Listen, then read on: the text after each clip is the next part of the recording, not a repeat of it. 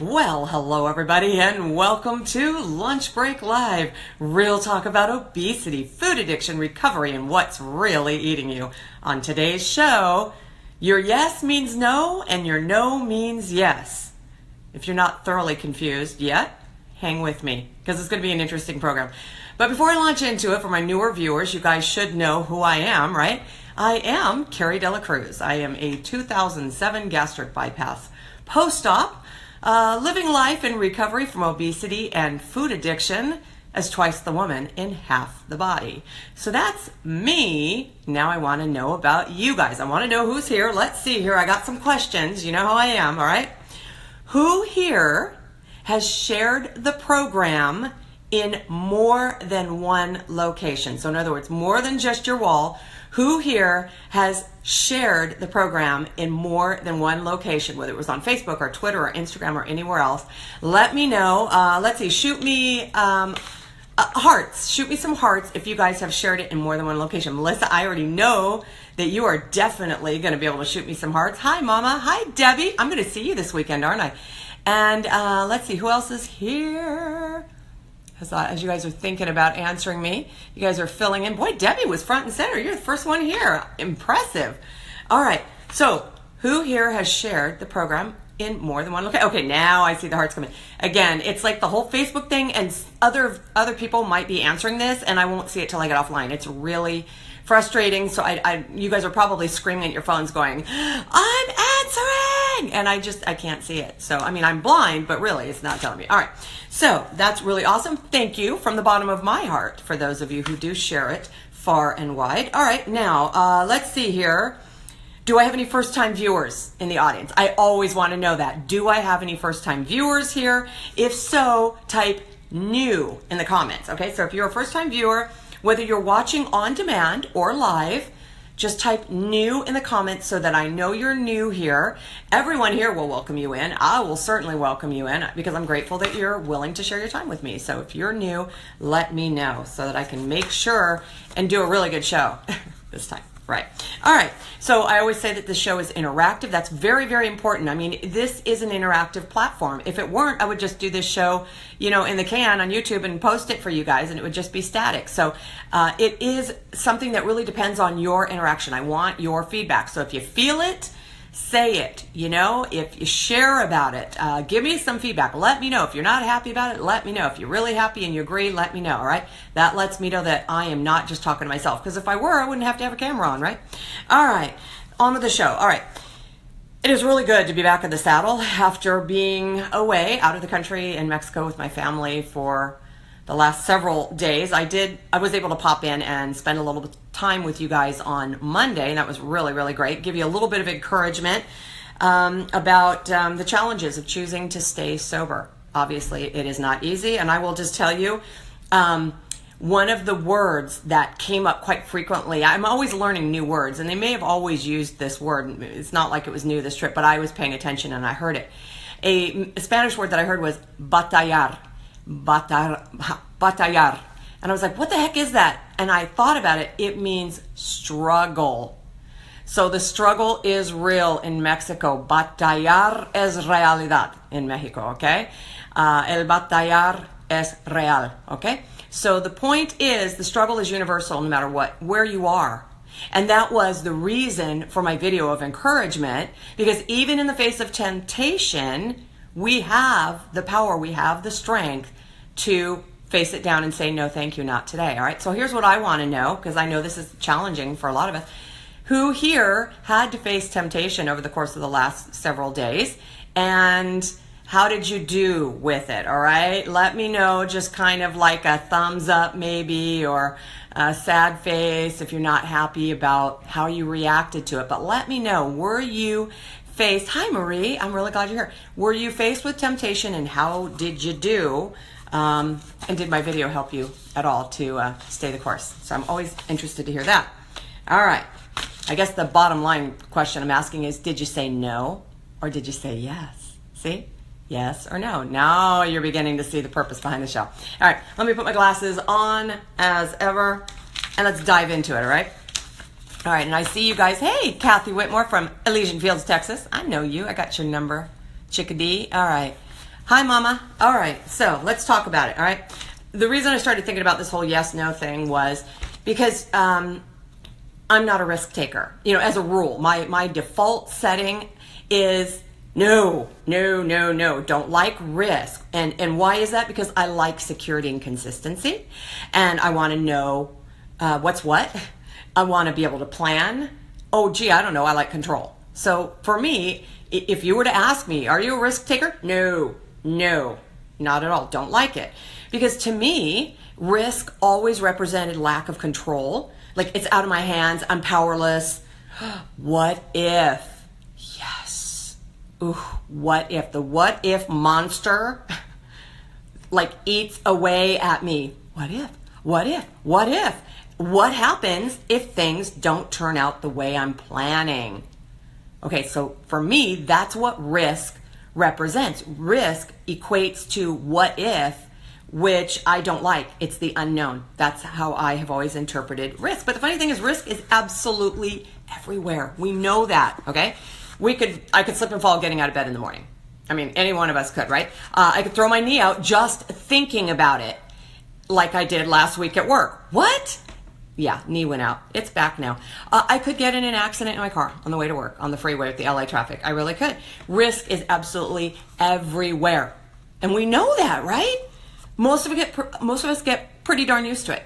We're like, yeah, all right, okay, I get it. Yeah, it's like, measured risk or something like that.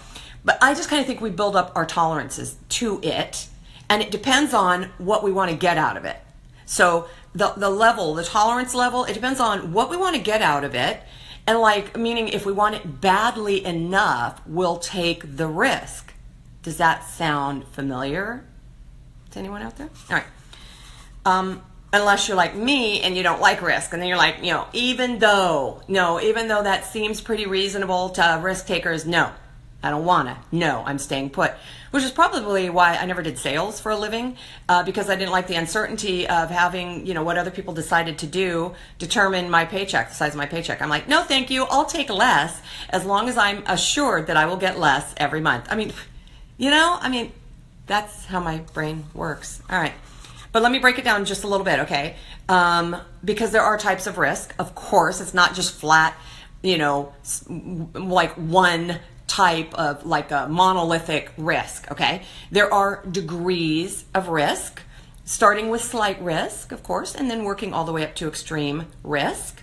There's calculated and measured risks. Obviously there's financial risk, and then there's personal risk, okay? There's blind risk, stupid risk, dangerous risk, silly risk. This one I learned about today. I thought, wow, how many of us have done this one? The I'll never get caught risk. Right? Oh, yeah. Only stupid people get caught. The people taking stupid risks, but I'll never get caught. Those people, no one's looking.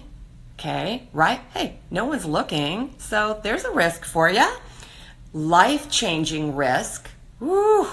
You know what? The sliding doors, on the train. I get off the train, it's one way. I stay on the train, it's another. This is life-changing kind of risk. What do I do? This isn't my stop. Okay. So there's lots of different kinds of risk. Now, I found a quote when I was kind of looking briefly about this, and I like this one. It's by T.S. Eliot, and he said, "Only those who will risk going too far can possibly find out how far one can go." Okay, well, what is too far? That's the question I think I asked. I looked at that. Only those who risk going too far. How far is too far? Okay, see? Well, I guess that varies depending on who you are, what you want, and what it will take. Pretty basic. In other words, this is not there's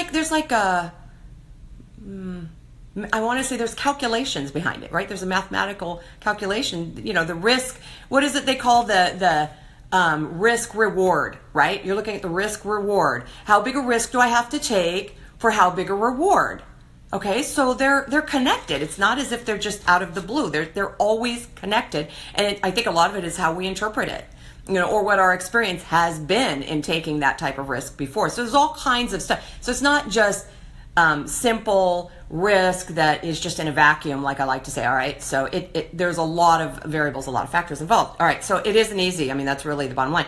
Whether you say yes or whether you say no, you're taking risk that you are not answering it in a way that will benefit you most. So whether you say yes or whether you say no, there's always a risk to whatever it is that you said yes or no to. You may not benefit depending on, if you give the wrong answer. You might be saying no to recovery and yes to addiction. Yeah, I did that. Oh, I wasn't a risk taker. Really? No, I said yes to addiction and I said no to recovery for years and years and years. Well, I'm going to tell you this. I did that because I was afraid, ironically. What? I was more afraid of recovery than addiction? I know, boggles the mind. All right, afraid of what? Exactly. That is, kind of the thing that everybody says, what am I afraid of? What am I afraid? What were you afraid of? Okay, well, that's like the stuff of like an entire book, which is what I'm writing about. And I always say this, if I'm not too afraid to finish it, I will. I will. I'm like on a mission now because of some new risks that I'm taking. All right, the point is, let me just tell you guys, I said no because I was afraid that saying yes would be going too far. Pretty much it. And I figured if I stay here, at least I know where I am, even if where I am is not going anywhere. That was me. This is not everybody. I understand it, but this is me. So in my recovery, part of my journey, part of the stuff that I'm working on that incidentally has absolutely nothing to do with food. Hello, now you understand why I say that. It has nothing to do with food. I'm working hard to say yes when I would usually say no, and no when I would usually say yes. And I think a lot of us could work on this. I think we could all benefit. Do we always say yes when we should? Do we always say no when we should? I mean, should. There's that word. All right.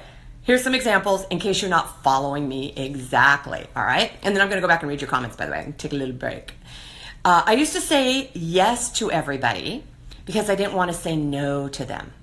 Saying no would risk losing their respect, which I may or may not have even had in the first place, but that was how I determined it. I can't say no because I'll risk them not liking me. Let's see. I used to say no to most social things because I was afraid that saying yes would make me look foolish. I do not like looking foolish. I hate it. Hate looking foolish. Okay. In both cases, I concluded, I can see this pretty clearly now, that I would lose control by saying the wrong thing. But that was an illusion anyway. I mean, I didn't have control anyway. But that is the thing that always kept me in check. It always kept me on this side of taking risk.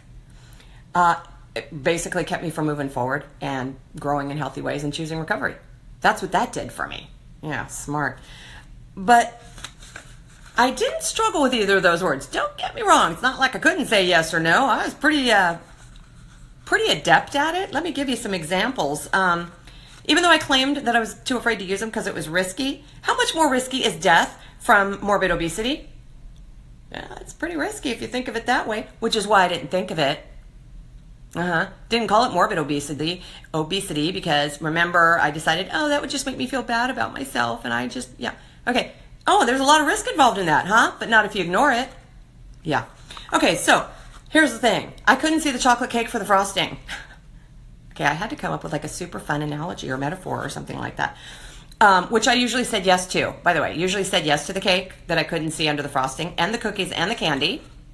I said yes to pizza, French fries, and hamburgers.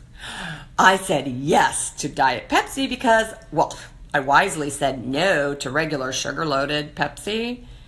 But I said yes to Diet Pepsi way more often than I needed to, and that was pretty risky. Really good with the yes, huh? Yeah, pretty liberal with that. Okay, not that I never said no, because clearly I said no a lot. Like, no, don't want to go to the gym. No, I do not want to go for a walk. No, I don't want to get on your stupid scale at the doctor's office. No, I don't want you to take my measurements. No, I do not want to know how many calories are in this, please. That would spoil it for me. No, I don't want to know how many carbs there are. No, I don't care if I develop diabetes.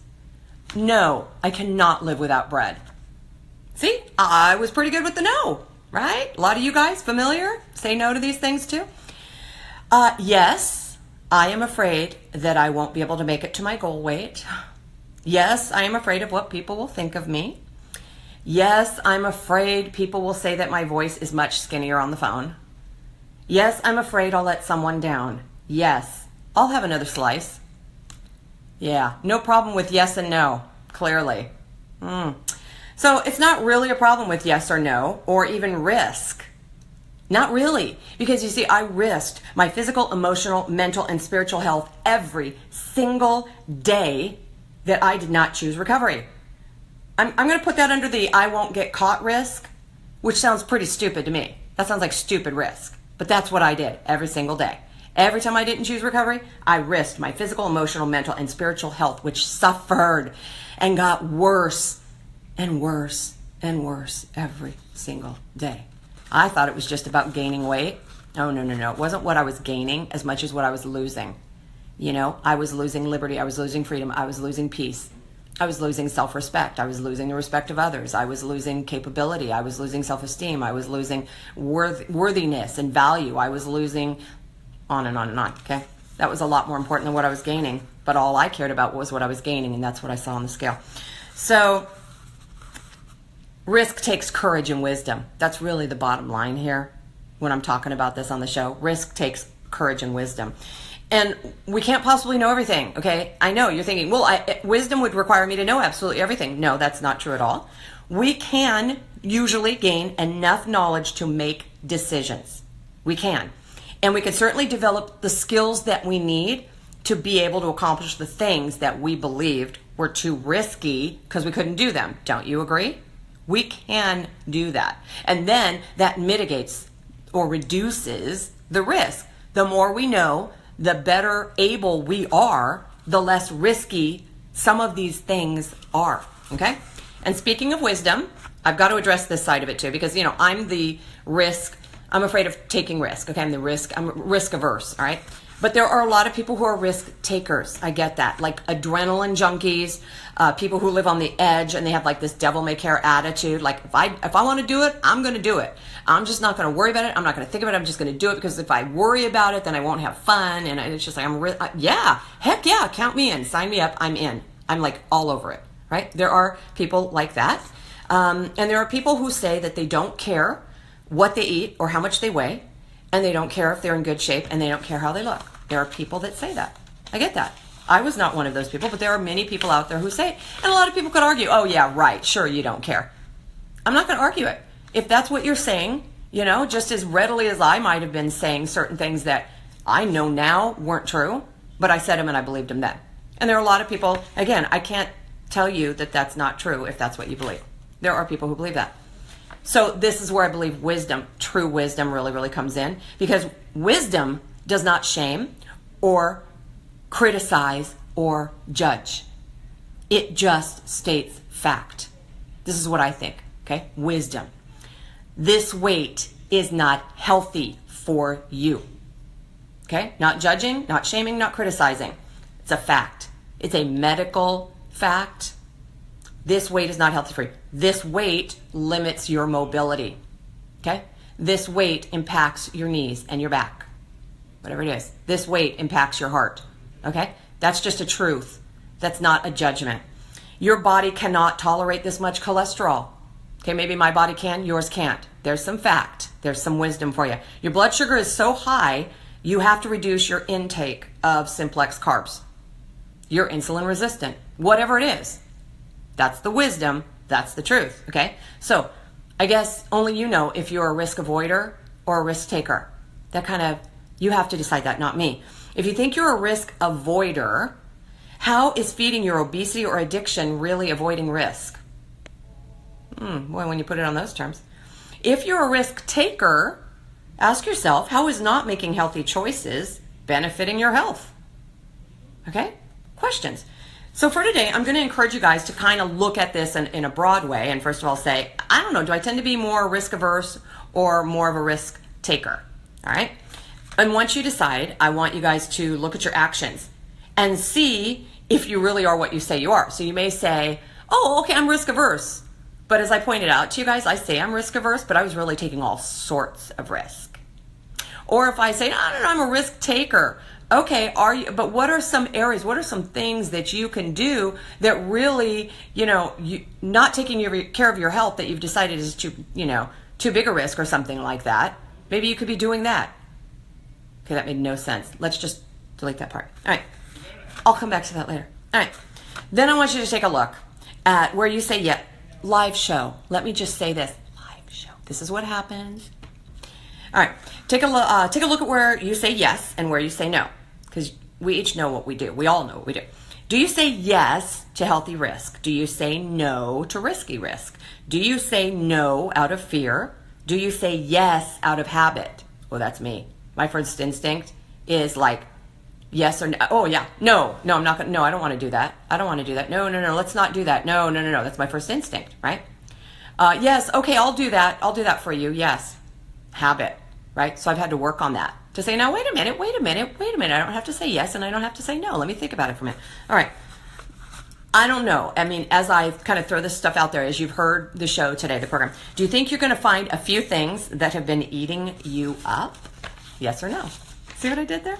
All right. Before I sign off, I'm going to look at your comments if I can. Got just a couple minutes. I want to wish everybody, because this is super important. This is Wednesday. I lost 2 days in the mix. I want to wish everyone who is either in or is heading to Portland for the annual WLSFA, which is Weight Loss Surgery Foundation of America, Making a Difference Conference. I want to wish you all an amazing weekend of discovery and encouragement and challenges and joy. And I want you guys to take lots of pictures and make lots of memories. So if you guys are heading that way or if you're there, make sure you check in with me and let me know that you're there, and because I'll be missing you guys. I'll be down here in Long Beach, okay? But I know you're going to have a really, really great time. And a big, super big shout out to Laura Van Tile, because boy, this is all on her shoulders this week. She is the event planner, among other things, on the board of directors for WLSFA, and that is a lot of work. So she does a lot of the heavy lifting. Yes, she has lots and lots and lots of dedicated volunteers that help her, but I can't name all of them here. So I will just say thank you to everyone who works so hard to put that event on so that people like you and me can benefit from, connection with others who are doing something to grab a hold of their health and choose to live in recovery from obesity. So it's really a big thing. So I am going to, I know I said I'd read your comments and address them, but I'm seeing big comments that really are going to require a lot of my attention. And rather than going along, I would like to go back there instead and see what you guys are talking about. But I do want to give a shout out to you guys before I sign off, and I gotta fix my phone here. Dun, dun, dun. Oh, I haven't done that in a while. I sang like a superhero. Dun, dun, dun. I did that thing. I don't know what that's all about. All right, let me scroll back to see who the last people were that I said hi to. Oh gosh, a lot of you guys filtered in. Okay, I saw Marie come in. She was like, "Hey, Karen." Okay, and then Sarah. Hi, Sarah. I'm glad you're here. And Stacy, my favorite sponsor. You are such a pro lady. She's like an addiction, very knowledgeable woman. She'll go places that are too risky for me to go. I'm just saying, no, I won't go where she will go. So she's very knowledgeable. She is a great resource for everybody. Stacy, thank you for being here. Nancy Hendrickson, 6, better late than never. I would never know what time you got here if you didn't say anything. So just better here. I'm really glad you're here. And Trisha, I'm glad you made it live too. Carolyn, you seem new to me. Are you a newer viewer? I'm so excited. If you're not a newer viewer, and I'm just saying you are, set me straight, woman. Okay, just set me straight if you're not a newer viewer. Really glad you're here. And Martha, I haven't seen you in a while, Martha. Welcome. So glad you're here. Now, my mom has given a shout out to Geraldine, but I can't see Geraldine. So I'm just going to say hi, Geraldine. I'm glad you're seeing my mom, and my mom's seeing you, and I'm not seeing you, and I don't understand why. Facebook won't show me people that are here. And hi from Canada, Martha. Okay. And let's see here. Scrolling down. Boy, everybody's afraid of recovery. Although I didn't know that's what I was afraid of, Martha. I didn't know. Ray, I haven't seen you in a while. My laughing man there, the guy that makes everybody laugh. I'm really glad that you're here. But you always have the, oh, thanks. Okay, well, I'll address this. This did come from Zacatecas, from Mexico. And I just got it it was in, no, it wasn't Zacatecas either. It was, oh, shoot. Oh man, it was this really cool place we went. And if I remember it, I'll I'll tell you tomorrow. It was like $8. It's amazing. Really beautiful. So thank you. Thank you. I do my best to like, put it all together to accessorize, because you guys can only see me from like here down. You can't see like I'm like a tall drink of water today. You can't see the long dress that I'm wearing and the high heels and all that, but whatever, I'm here. All right, Betsy, I haven't seen you in a while. Welcome. So glad you're here. Trisha, I will talk to you. And Marie, I will talk to you. And Vivian, welcome. So glad you're here. And Marie giving me that nice long comment that I'm going to address. And Lisa, I haven't seen you in a while. I'm so glad you're here. Lisa, you're like the workout queen, honey. You are like Miss Activity. I know you are. And hey, Jenny, you're a new face too. Are you new? I'm so glad you're here. Marlene, you're catching me just when I'm signing off. So glad you're here. Go back and watch it, honey. Let me know what you think. All right, guys, I'm going to sign off and I'm going to remind you. Well, first of all, I'm going to say thanks for welcoming me back. I'm so happy to be here. I really missed you. Happy to be speaking English again, because my Spanish, not so good. Oh my gosh, it gets a little iffy sometimes. Oh my gosh. I don't insult most people, but still. Anyway, really glad to be back with you. I'm excited. You just never know what I'm going to talk about tomorrow. So I'm going to sign off and remind you all to have courage, seek peace, embrace joy, and above all, say yes to recovery and no to addiction and obesity.